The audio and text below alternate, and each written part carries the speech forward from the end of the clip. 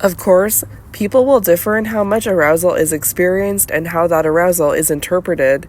The model recognizes this and identifies some of the characteristics of the bystander, e.g., his or her social sensitivity towards others, of the victim, e.g., attractiveness, and of the helper-victim relationship, i.e., a sense of we-ness, as well as characteristics of the situation, e.g., severity, that may influence the amount of arousal generated. A simplified view of this part of the model is illustrated in Figure 4.2. In general, arousal is greater when the bystander is more empathic, the victim is more socially attractive, the bystander-victim relationship is closer, and the emergency situation is more serious. Figure 4.2, simplified version of the arousal cost-reward model. Okay, so it's a flowchart. On the left, you have situational characteristics, bystander characteristics, and victim characteristics, which lead to the amount and interpretation of arousal, the perceived costs and rewards for helping, which leads to response, none, direct or indirect help, escape, or distortion. The importance of the association of arousal with the other person's distress is demonstrated by studies that manipulate how people attribute and interpret their arousal.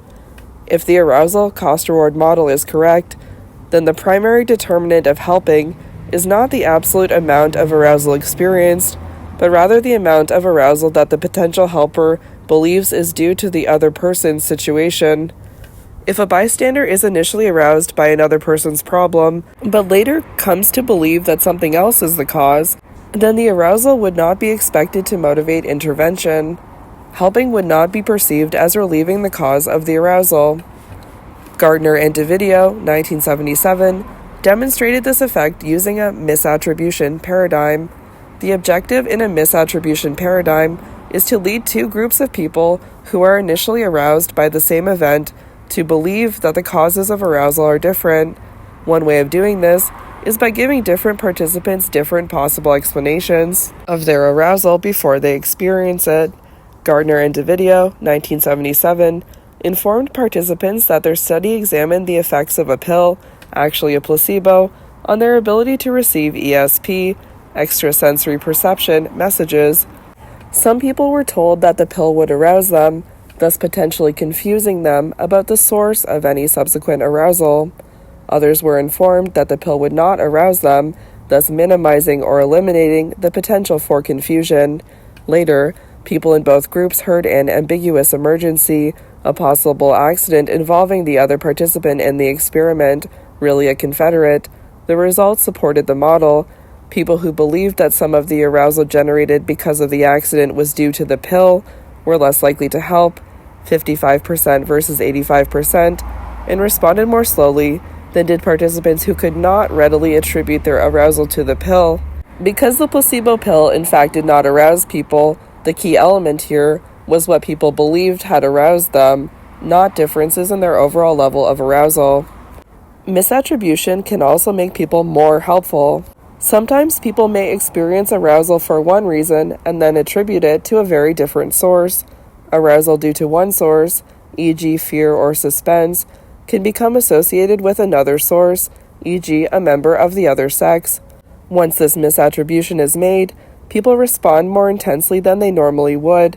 Applying this process to helping behavior, bystanders should be more helpful than normal if prior arousal becomes associated with another person's problem. This is what occurs. Arousal from such diverse sources as exercise, erotic films, and aggressive films increases helpfulness when the arousal is attributed to the immediate need of another person. Consistent with the second proposition of the arousal cost-reward model, these findings represent powerful evidence that arousal attributed to another person's need motivates helping. Proposition 3. Assessing the situation. The arousal cost-reward model suggests not only that arousal motivates action, but also that the arousal can affect how people perceive costs and rewards for various potential actions.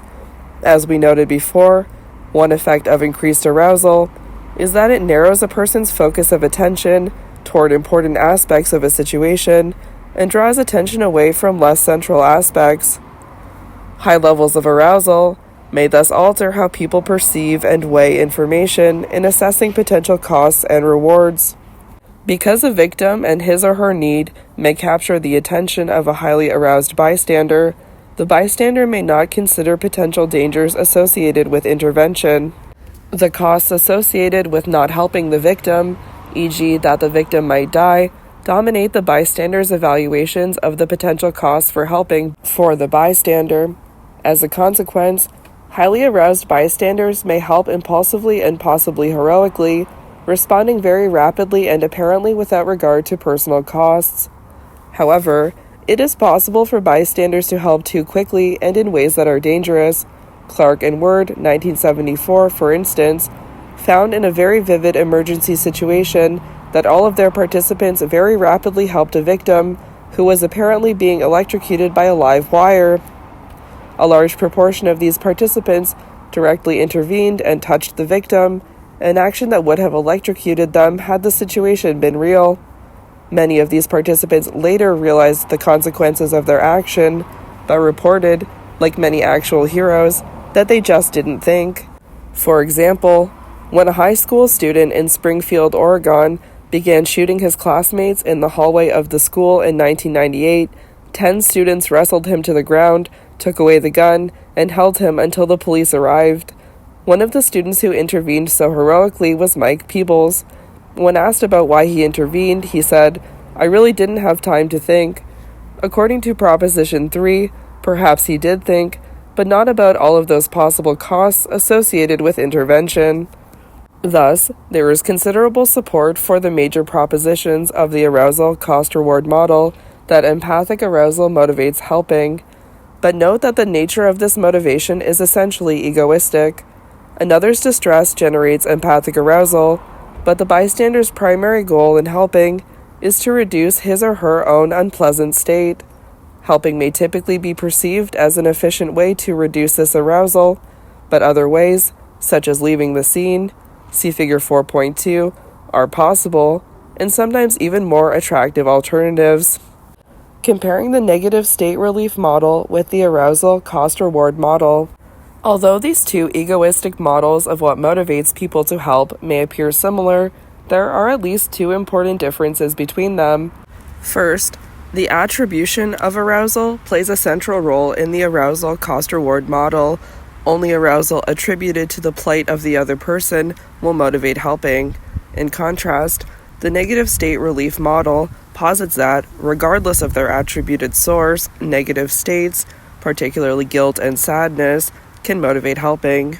The second major distinction between the two models is that the arousal cost-reward model is a tension reduction model that assumes that the victim's need produces an arousal state in the potential benefactor, and that the goal of helping is to alleviate one's own aversive state. According to the negative state relief model, people are motivated to obtain the reward that comes with helping, namely feeling good. Thus far, the motivations for helping that we have considered all represent some form of egoism. Although helping obviously benefits the recipient, the primary reason that people help others is to benefit themselves. Learning theory suggests that people are motivated to obtain rewards from others, e.g. praise, or from oneself, e.g. pride, and to avoid punishments, e.g. blame or shame. This principle also applies to the arousal and affect theories. The common theme is that people help others mainly to make themselves feel better. The primary motivation for helping is a hedonistic or selfish one. What is your reaction to this? Is selfishness your only motivation for helping? Is it even possible for purely selfless, altruistic helping to occur? C. Daniel Batson and his colleagues, C. Batson, 1991, argued extensively that altruistic, other-oriented helping is possible. Their work on the empathy-altruism hypothesis illustrates when and how this occurs. Empathy-altruism hypothesis. In contrast to the egoistic models of helping, Batson proposed the empathy-altruism model of helping. Batson acknowledged that egoistically motivated helping occurs. In fact, he recognized that most helping may be egoistically motivated, but he argues that true altruism may exist as well. As we mentioned in Chapter 1, Batson defined altruism as a motivational state with the ultimate goal of increasing another's welfare. Of course, just believing that altruism can motivate helping is not enough. Empirical evidence that shows the existence of altruistically motivated behavior must also be found. Most of this evidence comes from the carefully controlled confines of the laboratory. That is where Batson and his colleagues began their search for altruism. The primary mechanism in Batson's empathy-altruism hypothesis is the emotional reaction to another person's problem. As we have already seen in this chapter, witnessing another person in need can produce sadness or personal distress, e.g., upset, worry, alarm. Batson suggested that under some circumstances it elicits a different emotion, empathic concern, which he defined as an other-oriented emotional response, e.g., sympathy, compassion, congruent with the welfare of another person. Although sadness and personal distress generate an egoistic desire to reduce one's own distress, Batson proposed that empathic concern produces an altruistic motivation to reduce the other person's distress. The challenge of demonstrating the existence of altruistic motivation is to show how empathic concern leads us to helping in ways that cannot be explained by prevailing theories of egoistic motivation. That is, a clear case needs to be made that it is concern about the other person's welfare, not a desire to improve one's own welfare, that primarily drives one's helping behavior in a particular situation. Feelings that have been found to represent empathic concern, personal distress, and sadness are presented in Table 4.2. Table 4.2. Items reflecting empathic concern, personal distress, and sadness. Empathic concern: moved, warm, soft-hearted, tender, compassionate, sympathetic, touched, concerned. Personal distress: upset, worried, alarmed, grieved, disturbed, distressed, uneasy, troubled. Sadness: sad, dejected, sorrowful, low-spirited, downhearted, downcast, heavy-hearted, feeling low. To explain how his model of motivation for helping differs from the ones we have previously discussed, Batson identified 3 different paths to helping. A simplified version of Batson's presentation of these paths is shown in Figure 4.3. The first 2 paths are egoistic. Path 1 is based on social learning and reinforcement. It corresponds to the processes proposed in the negative state relief model. Path 2 involves tension reduction and concerns the mechanisms described in the arousal cost-reward model. Path 3 represents altruism. In this path, perception of another person's need in conjunction with a special bond with that person, e.g., because of similarity to the person or a deliberate attempt to take that person's perspective, generates empathic concern. Empathic concern, in turn, evokes altruistic motivation. The altruistically motivated person will then help if A. helping is possible, B. helping is perceived to be ultimately beneficial to the person in need, and C. helping personally will provide greater benefit to the person in need than will assistance from another person who is able to offer it. Thus, empathic concern is hypothesized to produce greater sensitivity to the welfare of the other person. These different emotions all tend to increase helping, but in different ways. How can we test whether people are altruistically motivated? Because motives are not directly observable, you could ask people why they helped. But as we discussed at the beginning of this chapter, even if people say they were motivated by altruistic concerns, this would not necessarily be proof they were. People could simply be saying something that sounds good to both of you and places them in the most flattering light. Alternatively, you could systematically vary the helping situation to rule out alternative explanations, and this strategy is the one that Batson and his colleagues adopted in their experiments on why people help. Batson and his colleagues began with the hypothesis that empathic concern generates an altruistic motivation for helping. They created situations in which their participants helped, and then modified these situations to rule out alternative explanations of why helping occurred. The question of the existence of altruistic motivation was therefore approached in a series of steps. It was like a mystery story in which the detective eliminates one suspect after another until only one is left. In particular, Batson and his colleagues tried sequentially to rule out various egoistic explanations and, by implication, to find support for the existence of altruistic motivation. If it is not egoism, then Batson argued that it must be altruism. One alternative explanation for why empathic concern leads to helping is because helping is seen as an efficient way to reduce the arousal. How can you demonstrate that under certain circumstances, people are instead primarily altruistically motivated to increase the welfare of another person? One way would be to make it easy for people to reduce their arousal by leaving the scene. According to Batson, when escaping from the situation would be easy, egoistically motivated people who are concerned mainly about their own welfare should choose to leave the scene rather than help. Escaping is the less costly option. Altruistically motivated people, in contrast, would help because that is the only way to improve the other person's welfare. That is, altruistically motivated people will do what is best for the other person, even if it is not the most efficient way to reduce their own arousal. To test this possibility, Toy and Batson, 1982, created a situation in which it was moderately costly to help someone. Several hours of tutoring for a student named Carol who had been in a car accident. And it was either difficult for someone not to help, they would be seeing the other person again, or easy not to help. They would never have to meet the other person again. Toy and Batson reasoned that if students were likely to meet Carol again in the future, guilt, shame, and anticipated blame would make leaving the scene more costly than helping. But when it was unlikely that students would see Carol again, escape from the situation would be easy and thus less costly than helping.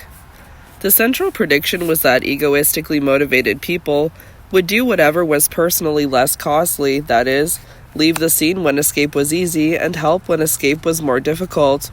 In contrast, because altruistically motivated people are primarily concerned with the other's welfare, they were predicted to help even when helping was more costly. To induce empathic concern, some students were instructed to imagine how the person in the interview felt. As the researchers predicted, these empathically concerned students helped at equivalently high levels, regardless of whether it was relatively easy or difficult to leave the scene without helping, 71% versus 81%. That is, these students seemed altruistically motivated by the desire to improve the other person's welfare because they chose to help even when it was personally more costly to help than to leave without helping. Only helping, not leaving the scene, will relieve the other person's problem. In contrast, students who were not experiencing a high degree of empathic concern but were experiencing high personal distress showed the egoistic pattern of helping. They helped very frequently, 76%, when it was easier, i.e. less costly, to help than to leave. When it was easier to leave than to help, however, these students typically left. Only 33% helped, so it's a difference in about 40%. That's a big difference. They seemed to do whatever was best for themselves. These results, and numerous subsequent studies based on this rationale, provided initial evidence that people who were experiencing empathic concern were motivated primarily by the desire to improve the other person's welfare, altruistic motivation. However, a number of alternative, egoistic interpretations have been offered to the empathy-altruism hypothesis. In general, the debate over whether altruistic motivation exists and can be demonstrated experimentally has been a model of the scientific enterprise. Batson and his colleagues initially devised a series of clever experiments, like the ones by Toy and Batson, 1982, to show how high empathy, representing a preponderance of empathic concern, leads to altruistic motivation and helping even when it is easy to escape, whereas low empathy, reflecting mainly personal distress, leads to egoistic motivation and helping only when helping is less costly than leaving the scene. Subsequent researchers then came up with alternative egoistic explanations for these findings. One interpretation was that, even under conditions that Toy and Batson described as easy escape. Leaving the scene may be more costly than helping, because people might believe that others would think poorly of them for not helping, or because they will think badly about themselves if they do not help. Batson and his colleagues responded with a new set of experiments supportive of the empathy-altruism hypothesis. They reported that people experiencing empathic concern when escape is easy continued to show high levels of helping, even when others were unable to learn whether they help or not, and when they were given a good justification for not helping, i.e., explicitly told that most people did not help the person in need under the same circumstances, which would relieve any guilt or other form of self-punishment.